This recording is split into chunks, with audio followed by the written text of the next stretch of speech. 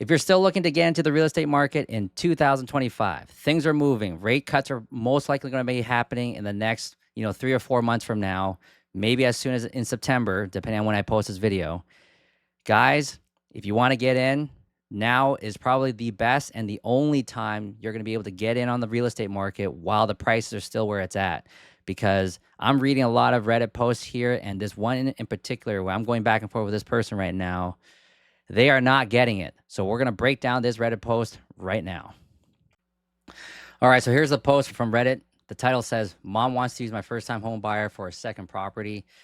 The gist of it here is that the mom makes some pretty good money. She's pretty decent, but the son itself, he's making about $40,000 a year, and he's just afraid taking on a property where if the mom cannot handle it or cannot stabilize the actual property, even using a 5% first-time home buyer down payment program, he's just afraid. So he's just asking this garbage thread for advice. And you'll see it. Everyone's talking about, oh, you have a 6.3 rental income, but the mortgage is 5.3.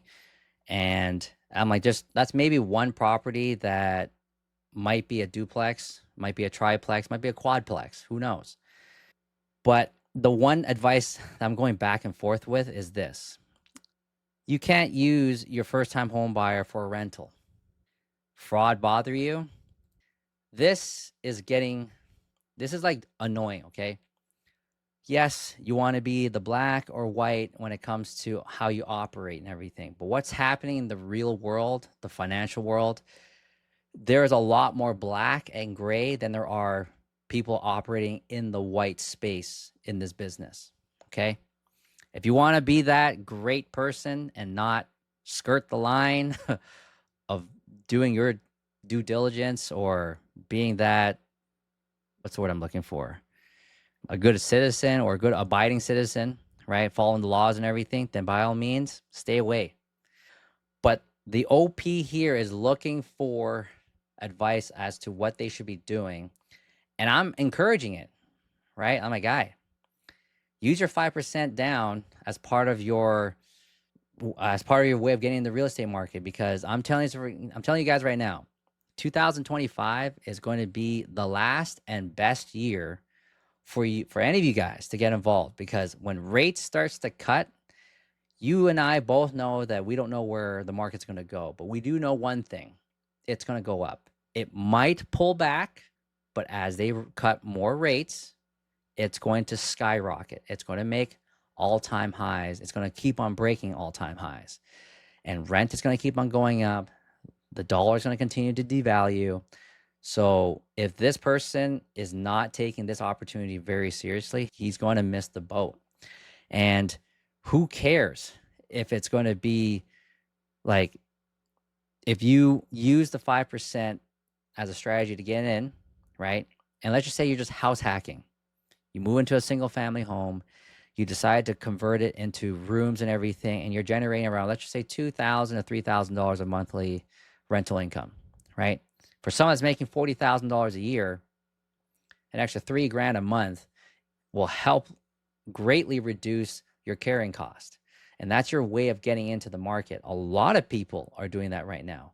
But yet, these people are trying to educate by saying, no, we got to bring it back to the old times where you got to come with 20% down. Your income should be the one to be able to support your mortgage and your carrying costs and everything. I'm like, guys, those days are gone. Those days has been long gone. Now we're in a market where the average person that's making $120,000 cannot even buy a home. And yet you want to tell these people to not take on this opportunity? Come on, guys. This is insane. We're trying to enrich each other here, right?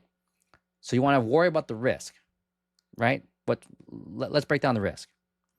You get on a real estate market deal. Let's just say it's a triplex. Hold on, let me switch over here. So let's break this down. If this person was standing in front of me right now, my advice or my tip, which is, if I was in their shoes, if I was the one that saw this opportunity, and like I said, this is not financial advice. This is not a licensed advice I'm giving here. This is just my opinion.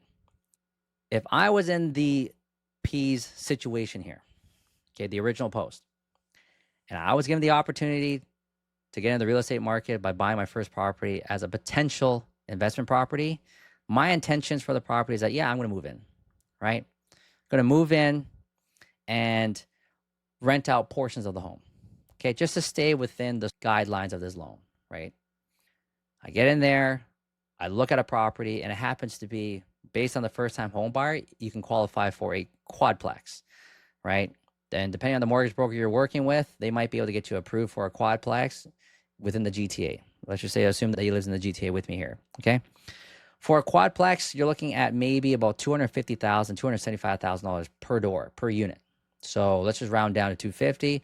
So that's about $1 million for a quadplex. That does not exist here. It's most likely going to be 2 million. But let's just say that I managed to find a quadplex with that outside the GTA, 4 units, right, for $1 million, right? Rent's looking good. I live in one of the units. I rent out the other 3. Okay.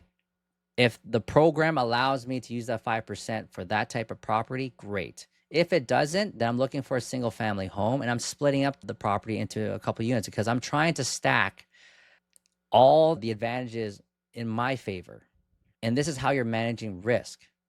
You want to consider being a landlord, start renting it out, go into the Airbnb space. Hell, you can even contact midterm rental agents that will rent your units by 50% above the market rent. There's so many ways to approach this and everything, but the average person in this forum, in this Reddit, they're giving out such garbage advice because it's like, you guys are not even in the space or in the real estate space, right? There are people who will help you manage the property and how to set you up correctly, but there's no such thing as a foolproof investment strategy out there other than investing to the GIC. But even investing in GICs with a bank, the bank can go under. Like 2008, 2009, CIBC almost went under because they bought a bank in the US that almost sent them under. The share price of CIBC tanked and they were just trying to figure out how to stabilize. And that's a big major bank in Canada. So anyways, I don't want to ramble on everything. You guys know it. Let me see here. Am I missing anything else? No, I'm not. So I'm signing off. If you guys like this content, you guys know what to do. Like, comment down below. And until then, I'll catch you guys on the next one.